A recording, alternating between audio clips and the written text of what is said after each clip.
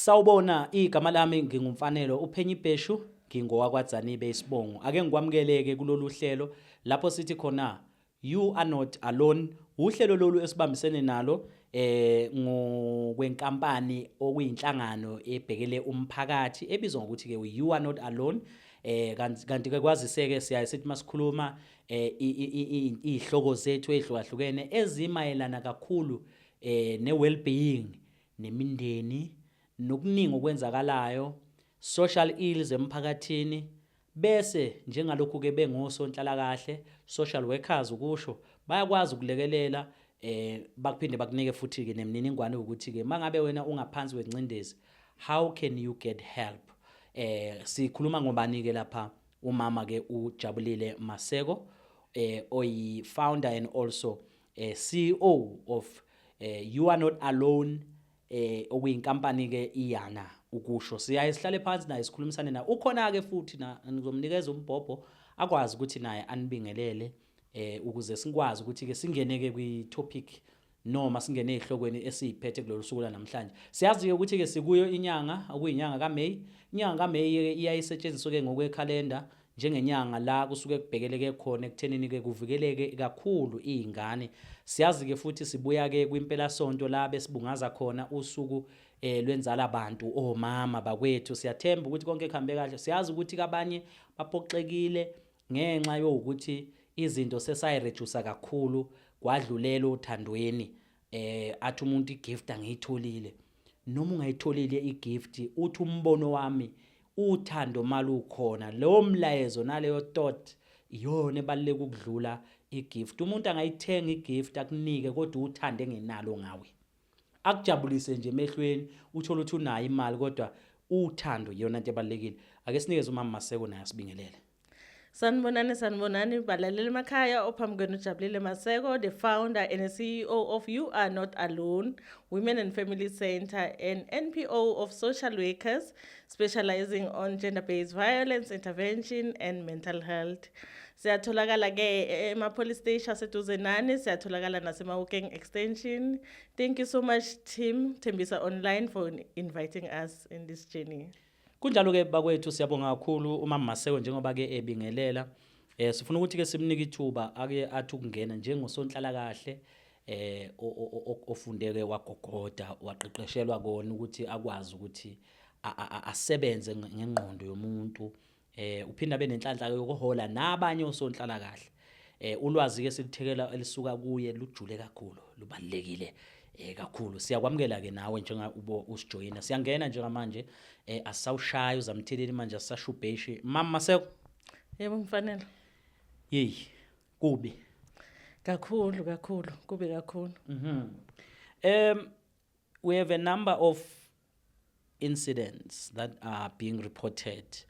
We see a lot of men are depressed abantu besilisa abakhulumi yini leni singaze siyenze sithi khuluma phela khuluma bodla sisingenza kanjani ngoba kubonakala abantu besilisa begcina bethatha izimpilo zabo ngenxa yokusaba ukubhekana nezimo zempilo nezinto ezenzekayo ngabe bayahlukumezeka abafana nabo bayahlukumezeka mfanele amadoda ayahlukumezeka kakhulu emakhaya uthola ukuthi kuyenzeka naye umama uyashitha then ekutheni ukuthi yena athole usizo as umuntu oyindoda uyasaba because the way sikhulise ngakhona abantwana bethu ukuthi umntwana womfana akakhali umntwana womfana akahlulwa umuntu wesifazane kanti kulesikhathi manje sikutshintshe kakhulu then ukuthi bona bathole usizo kuba difficult because uzokhuluma nobani ngoba nakazokhuluma nawe mfanele uzoyithatha uyinikeza amanye amadoda hostel uthi hey niyambona nje uhlushwa ngumfazi endlini.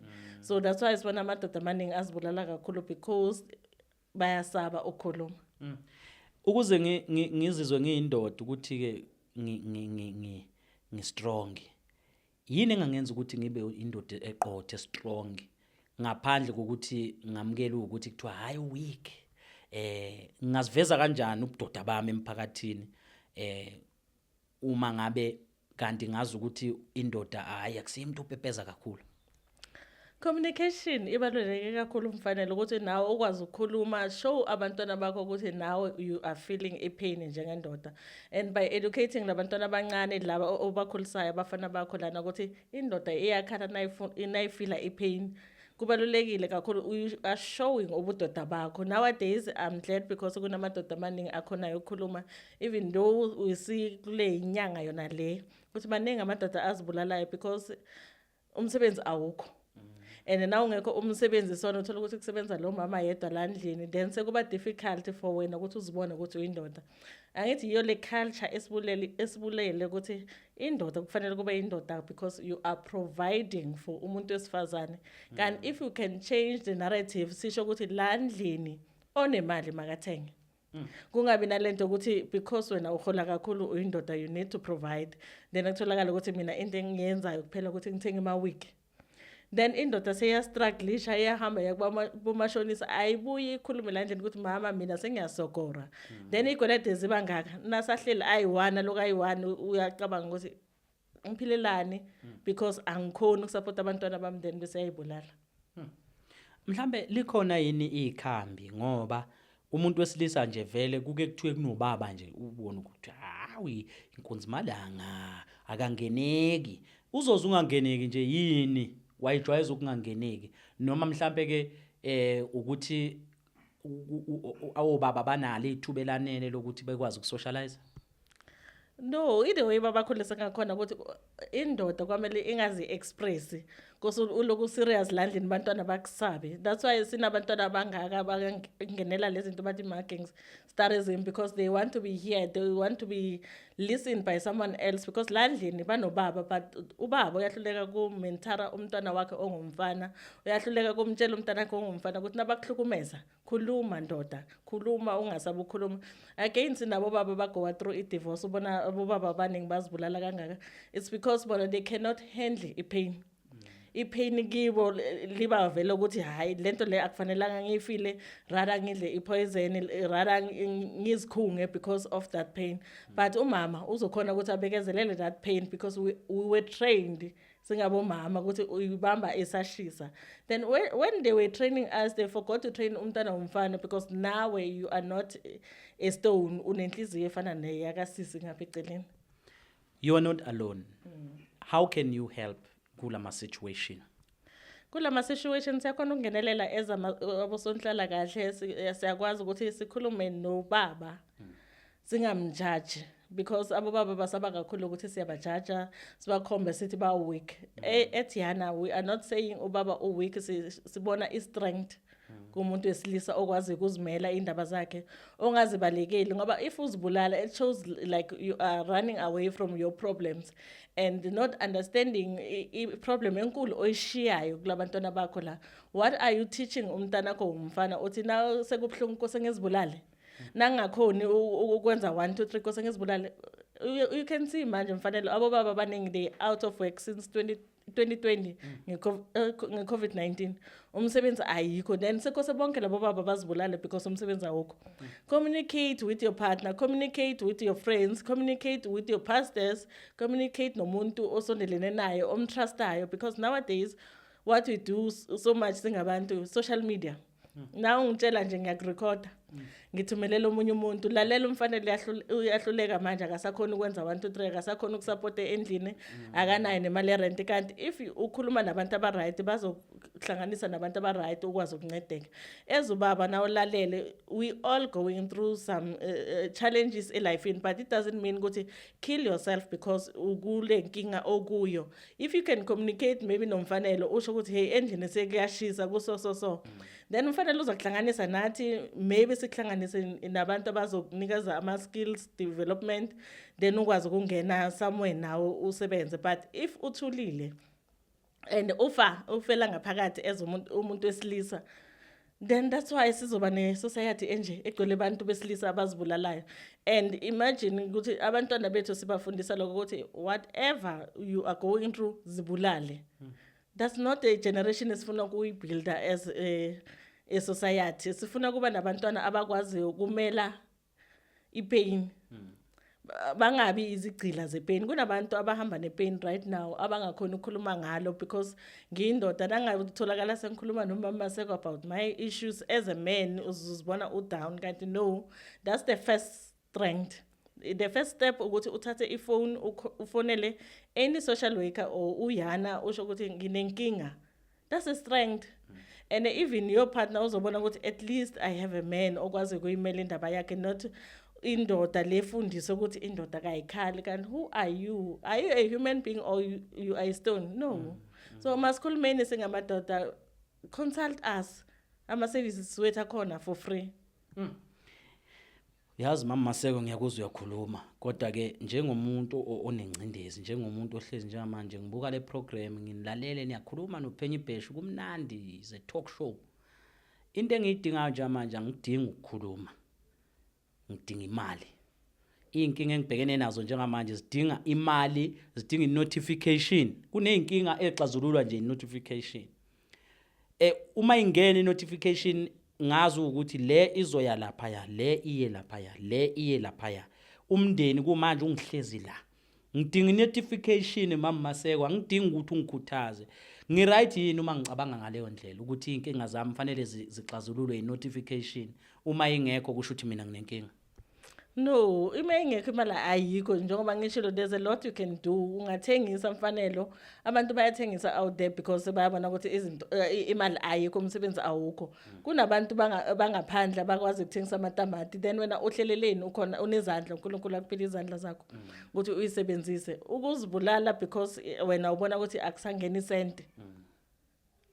Ubugwala lobo. You are running away from a problem kanti if uyiface a problem la uzoncedakala kakhulu ngoba na ungakhuluma maybe ukhulume nami maybe kukhona someone out there engimzwile ukuthi ufuna umuntu, then sengiyakulayela ke go to this person yofuna umsebenzi or sengiyakuhlanganisela hamba kumuntu osona umtshela ukuthi uthunyela uJabulile Maseko then so yasebenza kanjalo.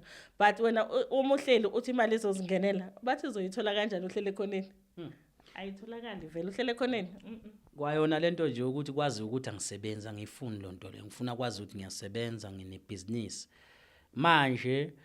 Uma ngabe ngizokhuluma nawe mama Maseko noma ngiya ku social media kufanele kwazi ukuthi kusho ukuthi mina ngiyahluleka.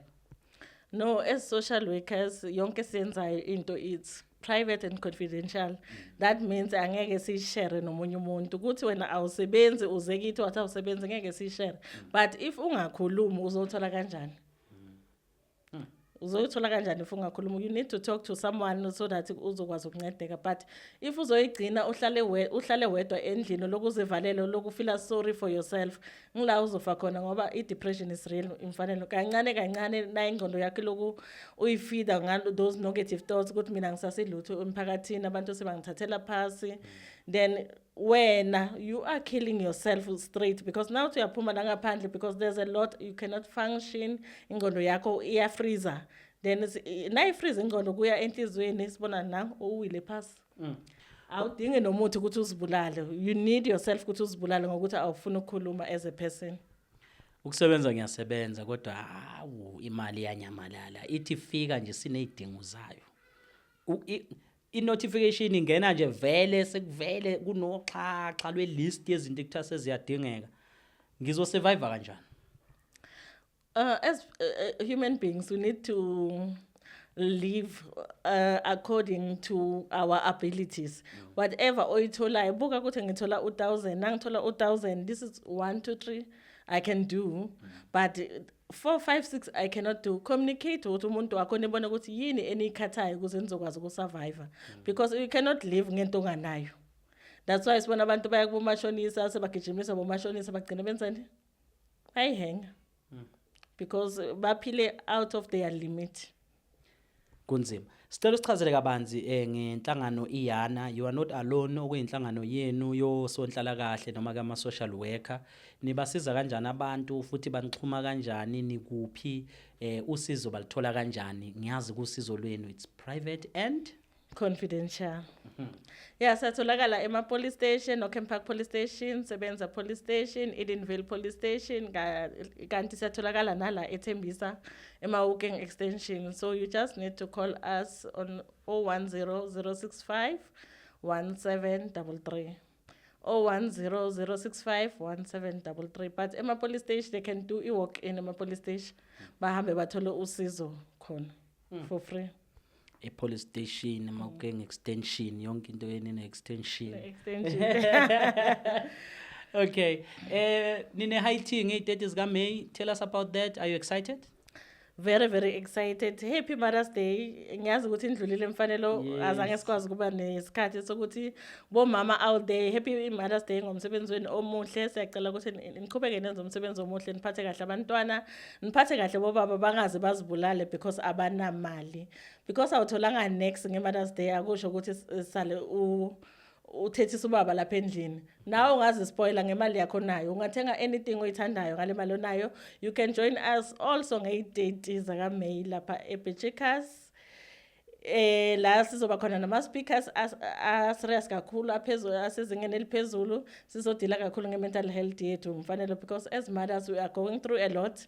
We need ukuthi sibe nendawo la sikwazi ukukhona ukuthi sikhiphe lezi zinto esigowa through zona, and kuzoba kuyi-private space nakhona abantu bazobe balapho bazosifundisa nge-mental health nokuthi siziphathe kanjani financial, ngoba siyawathenga nama-wiki even though singanayo imali yokuthenga ama-wiki. Just because umakhelwane one-wiki doesn't mean ukuthi foster indoda yakho ukuthi ikuthengele i-wiki. Ayafa amadoda because sifuna izinto ngenkani, sizokhuliswa singabomama, and asisho ukuthi abobaba ngeke sibakhulise nabo lileza labilanga. Angisho ukuthi kanjalo nje the way ngikhuluma ngakhona ukuthi abobaba sibayekela ngaphandle. Yabona mfanele into ebulale iSouth Africa yethu ukuthi abantu sibayala kakhulu abantu besimami. Sikhohle ngomntwana womfana, sikhohle ngomkhwenyana. Makoti yayalwa, what about umkhwenyana? Siphakathi nenyanga noma sekuyo inyanga le kaMay, okuyinyanga phinde futhi niyisebenzise njengokuqwashisa mayelana nokuthi kufanele izingane na kanjani zivikeleke. Uthini umlayezo wakho? Kule nyanga yabantwana ukuthi abantwana kufanele bavikeleke mfanelo. I'm worried kakhulu ngalento engiyibona ku our social medias. Abantwana bayalahleka, abantwana bayatshontshwa. As parents ngiyacela kakhulu ukuthi nakekelana abantwana. Siyazi ukuthi kunzima, sinama parents asebenzayo ashiya abantwana nabantu abanye. Checka ukuthi lo muntu omshiya nomntwana akho umuntu right, suitable for ukuthi asale nomntwana na. And kukhona ama crash anabo aftercare. So rather ubhadale because you are working, ubhadale for umntana akho ukuthi abe safe. Bese ngicela laba ke abenza ngamabomu lokuthi ushiya umntana akho uhamba uyetshwaleni ukuthi please be careful, because ukushiya umntwana, child neglect is a crime fanele. Then kwamele ukuthi sidile nalabo bantu labo ukuthi baboshwe, because ukulimala komntwana ukulimala kweSouth Africa as a whole. Mama Seko, cha. We can never thank you for your time, Martin. Better isikhathi nje usinikeza sona nanokuthi kwathini uyaselapha lama services owalethe emphakathini for free. Siyafisa ngelinye ilanga ukuthi nawe uyibone imizamo yakho. Siyabonga. Ngiyabonga kakhulu mfanelo. Ngicela ukusho kokugcina nje ukuthi nalabo mama abashiyo abobaba bangasupport abantwana babo, ngicela ningakhipheli idress kubantwana. Ngicela ukuthi umthando umntana akho even though ubaba angekho seduzane, nenze umsebenzi omkhulu ningabomama. Siyabonga kakhulu. Mama uyimboko. Uyimbokodo, but mina ngisimbokodo mfanelo, ngiyiflower, ngidinga kuniselwa ngamanzi. Yes, khona ngizokwazi ukublosoma kahle. Ayimbokodo, that's why bashaka kangaka ngoba bathi siqinile. Ayangsimbokodo. You are a flower. Ngiyimbali mina. Oh, ziyaphila imbali. Hello, hi. Siyayibingelela imbali. Iyake muzwa kwethu njengalokhu ke nawe ke uzwile, ngiyathemba ukuthi ke ubheme wakholwa lapho ke besidingitha khona ke ihloko ezishubile ezithinta ke impilo kwazise ke eziyayiholela ekuthenini abantu begcine bethatha ngisho inqumo zokuthi ke begcine beyibona bengasakufanele ukuphila. Ngiyathemba ukuthi lo mlayezo nizokwazi ukuthi niciphize leli button elibizwa ukuthi share, ukuze ke nawe kwi timeline yakho kube khona omunye umuntu ongamsindisa ongayisindisa impilo yakhe ngokuthi ke akwazi ukulalela lezi ihloko esikhulumisana nazo kakhulu uma ngabe sisuke sithinta nayo ke inhlangano You Are Not Alone. Siyanxusa ke futhi ekuthenini ne support ngezitete zika May njoba nizwele sikhuluma sithinta into ethi high tea. ayikho into emnandi njengokubona abantu bebuyelwa ke isithunzi, abantu bebuyelwa ukuzethemba ngenxa nje ukuthi bekwazi ukwembatha bese ke beba ingxenye. Uchazile ke uMama Maseko emininingwane. Igama lami mina ngingumfanele uPhenyo Ibheshungi ngwakwaDzanibe Isibongo. Uhlelo ke siliguqisa lapha kanti ke ubanele uBrazo Sondlo uyena osiqophele wasesihlanganisela nemidwebo konke. Sibambisene noThabo Yasibiya ekhona ke nomfowethu osilekelelayo Sihle wakwangwini. You are not alone.